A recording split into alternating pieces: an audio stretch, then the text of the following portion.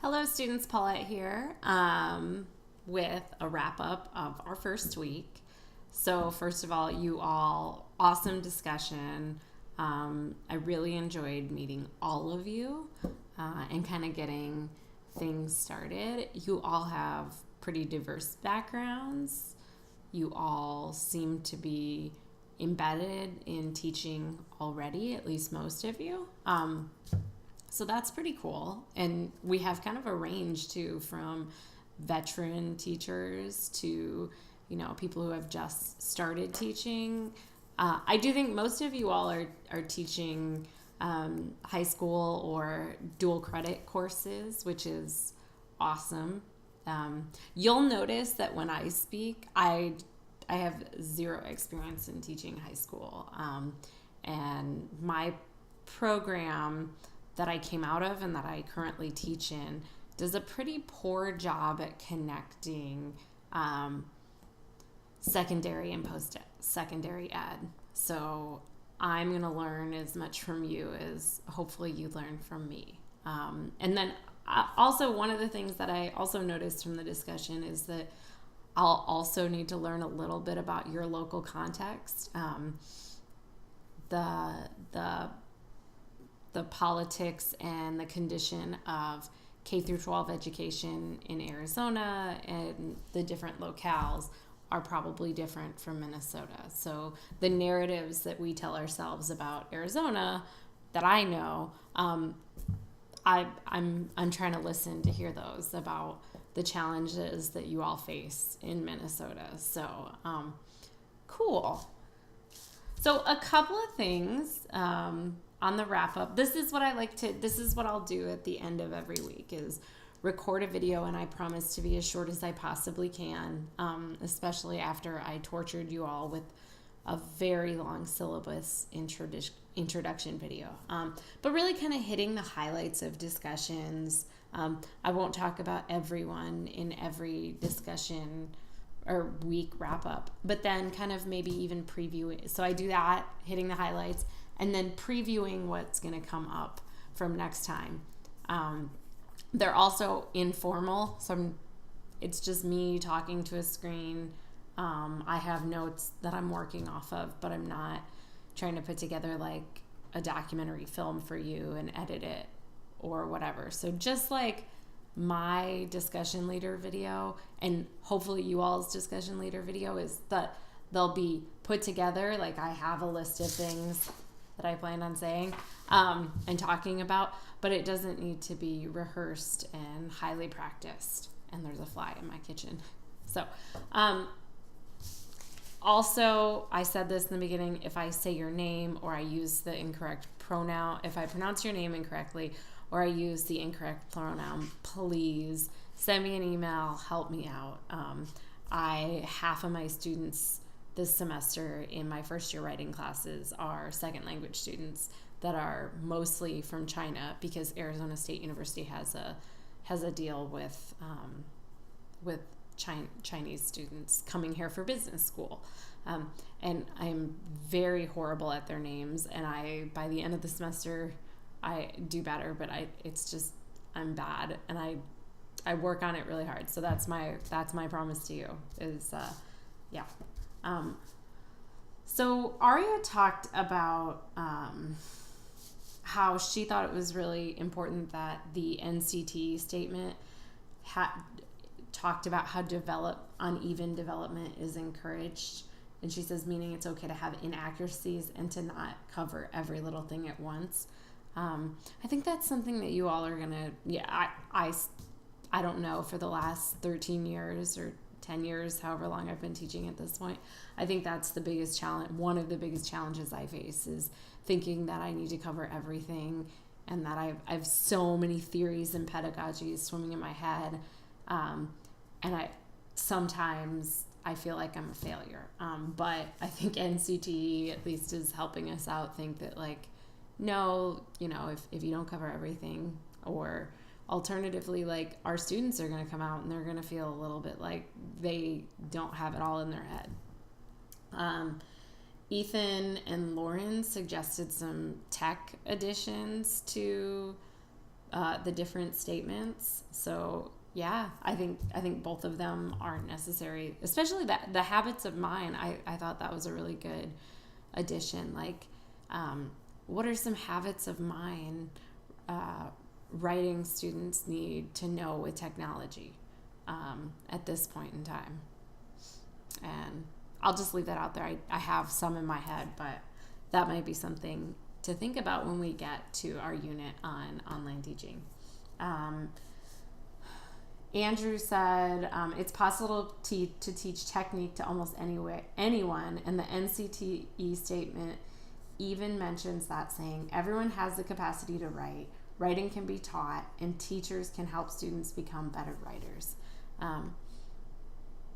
That seems really like, of course, that is absolutely like duh to us teachers, but in fact, a lot of these statements, so the NCTE statement, the C statement, and the WPA's framework for success in post-secondary education, there's a lot of like, this is who we are and this is what we do, and that we have to consistently and constantly reassert our identity as writing teachers to other departments and to other things. So for example, I teach business writing sometimes, and the business school thinks that we come in and teach grammar, and it's kind of crazy.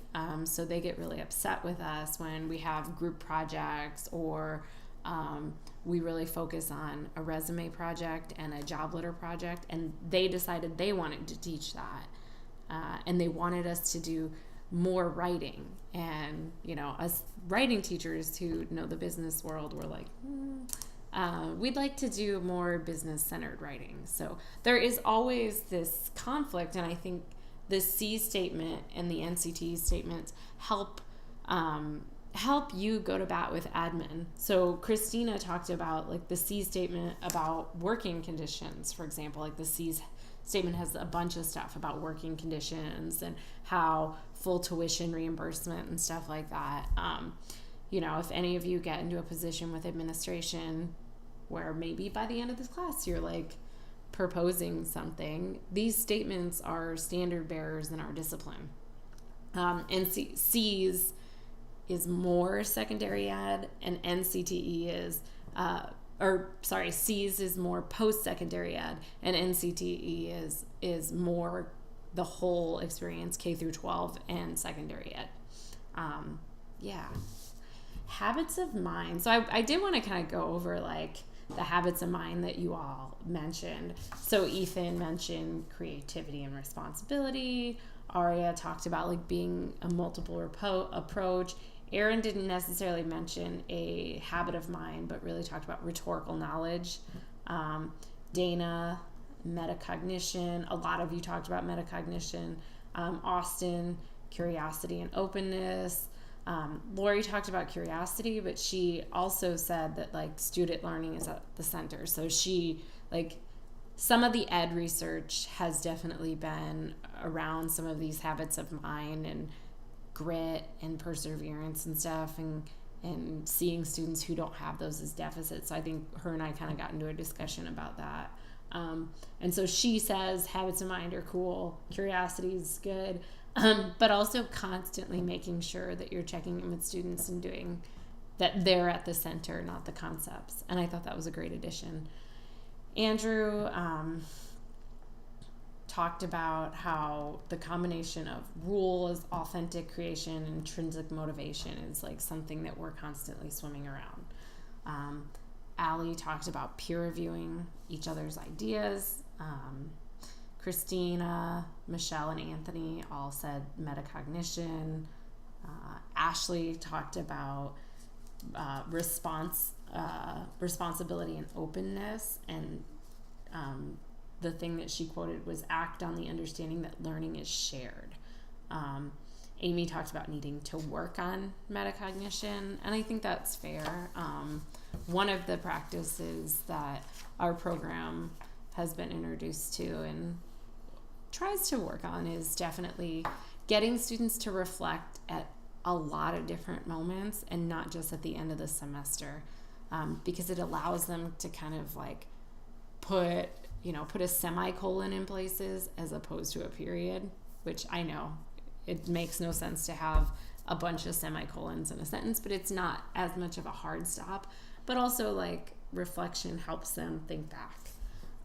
In discussion, in kind of discussing with each other the comments, you all talked about specific pedagogical stuff, which was great, giving each other pointers, and you could do this or you could look at this book.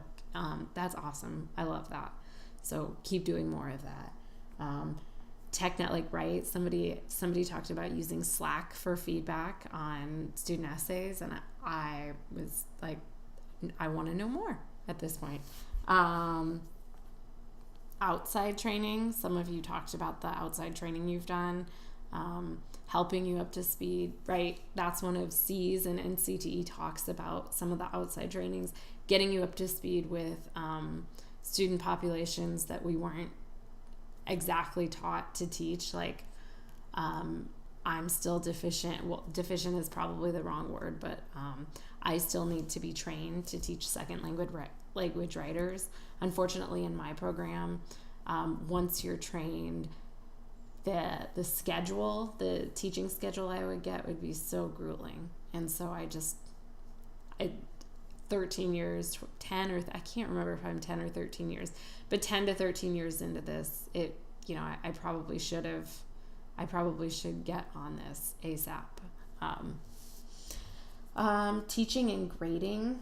Writing is a process. So there was this great conversation. I can't remember who it was, but you guys were kind of talking about struggling with, like, yeah, I really want to teach writing as a process, and I think I do, but like, how do I show that I value it in all the grading stuff? Great conversation. And then mentorship programs. I think it was Allie, maybe not, who talked about how her school doesn't have like a really strong mentorship program. I'll also say that my school doesn't really completely. And this is college, but they don't actually mix the non-tenure track faculty members who have been teaching at the university for a really long time with brand new TAs. And I know it's kind of intentional because they want brand new TAs to get like bright and shiny stuff. And some of the people who have taught in our department are kind of bitter. And some of it's with good reason. Some of our working conditions were really poor for a really long time, and we're always the last people thought of because fancier tenure track faculty are more important. But yeah. So the only thing I saw missing from the discussion is it seems like no one really wanted to talk about the introduction. A couple people kind of mentioned it, but on the whole, it was an aside, the introduction to the guide to composition pedagogies. I definitely want to make sure that if you didn't take a look at it, like maybe your book didn't come in time, definitely take a look at it. I think they do some really good theorizing and defining and explaining pedagogy in the way that they're going to talk about in the book.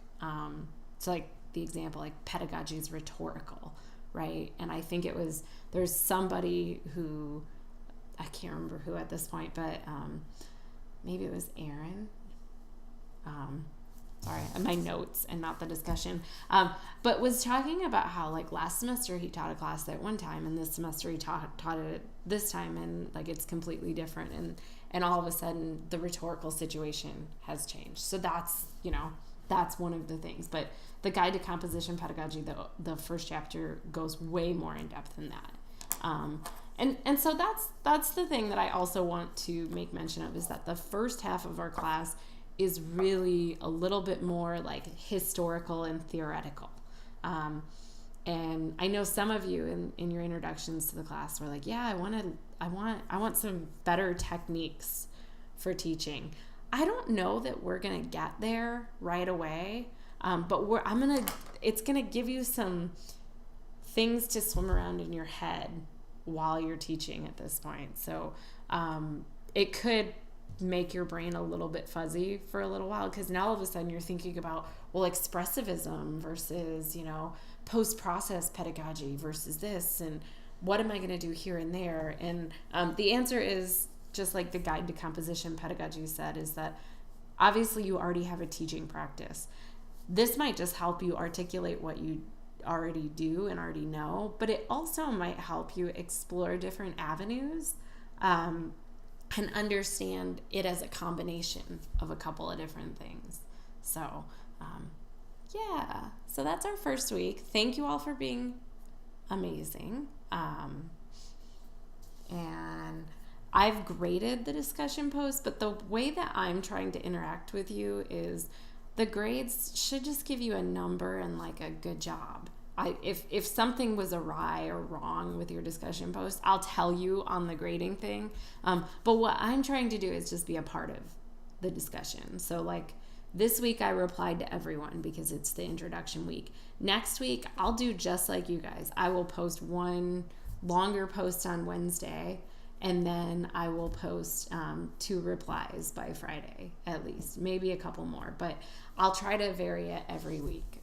But that's my goal. So if you have questions with what you're doing on the discussion board, feel free to send me an email or whatever. Otherwise, I'm assuming you all are teachers and graduate students, and if what you're doing, what you did in the first week is an indication of what you're going to do for the rest of the time, I'm cool with that. Okay.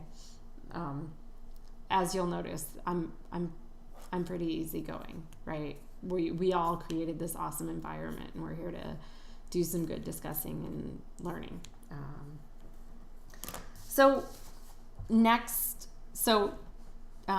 Allie, no, not Allie. Maybe it's Allie. Let me look real quick. Who has offered? Allie has. I was going to take on weeks 2 discussion leader, but we have 14 people in the class instead of 13, so the numbers don't quite all work out. So Allie's going to post her video for discussion 2 for week 2 tomorrow night, so Monday night before midnight. And then by the end of next week, you all are going to want to, in your groups, decide how you want to meet the following week for the curriculum design group thing, and that's up to you. I don't need to be a part of the meeting. You guys can call, you guys can Skype, you can do a mixture of it. You could instead just like all get on a Google Doc and start typing if that's easier. It's really up to you, but I just want to make sure that you know that you're doing it, or that you plan for meeting this week, because next week is when I'm asking you to have met with your group. Okay.